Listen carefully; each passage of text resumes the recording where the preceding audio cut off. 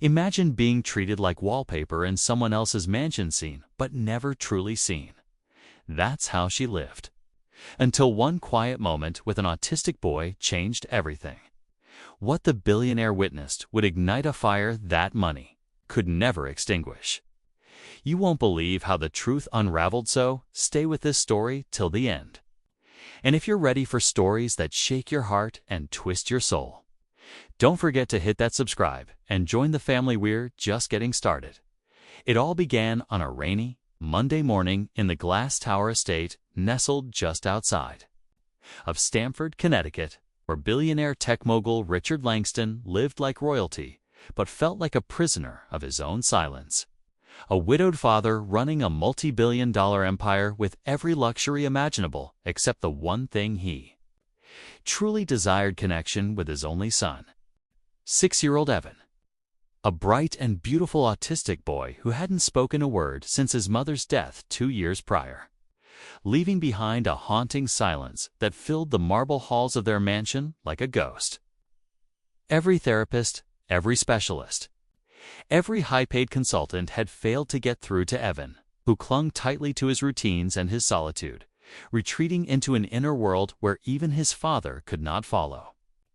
Richard, though powerful, was paralyzed, frozen in grief, guilt, and the daunting fear that he was failing the one person who still tied him to humanity. Then came her Tiana Brooks, a 27-year-old single black mother from the Bronx with a soft voice, strong arms, and a past as fractured as the boy she now cared for. She didn't come with degrees or credentials, but was hired through an agency to clean toilets and polish silverware. Never expecting to be caught in the crossfire of a family's emotional war zone, Tiana arrived early every day, humming soulful lullabies under her breath, her presence a gentle contrast to the cold, sterile perfection of the Langston estate. She never spoke unless spoken to, yet she watched, and in that silence, she noticed Evan, not just the tantrums or the flinches, but the way he seemed to respond, however subtly, to rhythm, warmth, and presence. One afternoon, while dusting near the library, she heard muffled sobbing and followed the sound like an instinct to find Evan curled up in a corner, overstimulated by flashing lights from a nearby screen. Without thinking, she sank to the floor, gently placing a soft toy one she had sewn for her own child to his hands and whispered, "It's okay, baby. Let it out." The boy, against every expectation, leaned into her, pressing his head into her chest as if she were home. Richard, walking in moments later after a virtual board meeting, froze, staring not at his son but at the unfamiliar woman who had succeeded where armies of professionals had failed. His heart clenched, a sensation so unfamiliar it scared him. He didn't say a word then, didn't dare break the spell, but from that moment on, everything began to change subtly, then drastically. He began to watch her from afar, not like a man surveilling his staff, but like a father watching hope take root. Tiana never boasted or explained.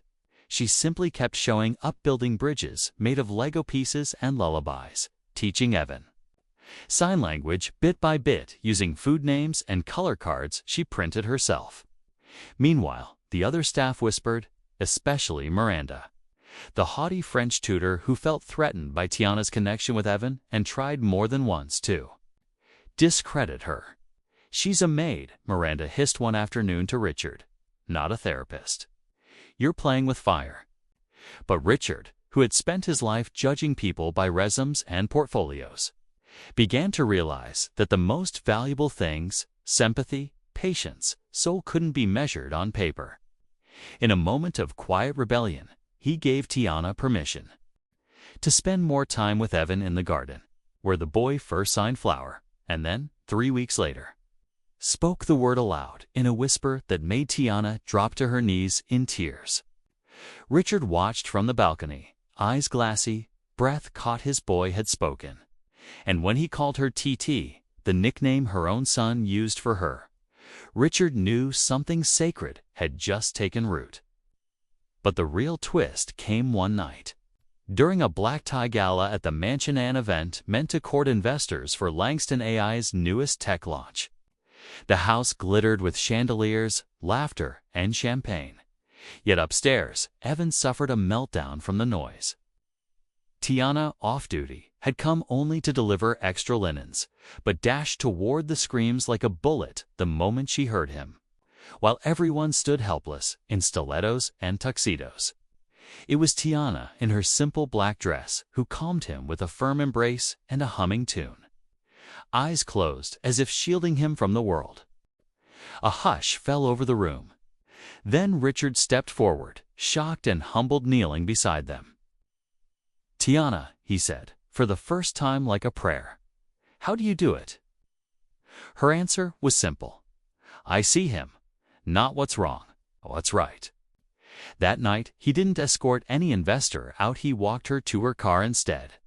What followed over the next weeks was a series of quietly blossoming moments, lunches where she stayed longer to talk about Evan's progress, walks in the garden, where Richard asked about her childhood, about her son, Isaiah, and how she'd raised him alone after her fiancé died in a construction accident. One rainy day, she arrived to find Evan had drawn a picture of three people, him, her, and Richard, holding hands under a sun with the words "My family" written in shaky letters. She wept. Richard did too. But just as everything seemed to bloom, the storm came. Miranda, seething with jealousy, leaked a falsified report to the press, claiming that Tiana had manipulated Richard to gain access to wealth and favors, complete with doctored texts and staged photos. Overnight, headlines screamed "Billionaire falls for Maid," casting Tiana as a gold digger and child manipulator. Paparazzi swarmed her Bronx apartment. Her son Isaiah was bullied at school. Tiana quit, disappearing without a word. Ben regressed, stopped eating, stopped sleeping, withdrew into himself again. Richard was shattered, heartbroken not just for his son, but for the woman he never got the chance to properly protect. So he fought back. Launching a personal investigation, Richard discovered the truth and publicly exposed Miranda, not only firing her, but suing her for defamation. In a televised statement, Richard admitted his feelings for Tiana, calling her the only real light in my son's life and in mine. The video went viral, viewed over 47 million times in a week.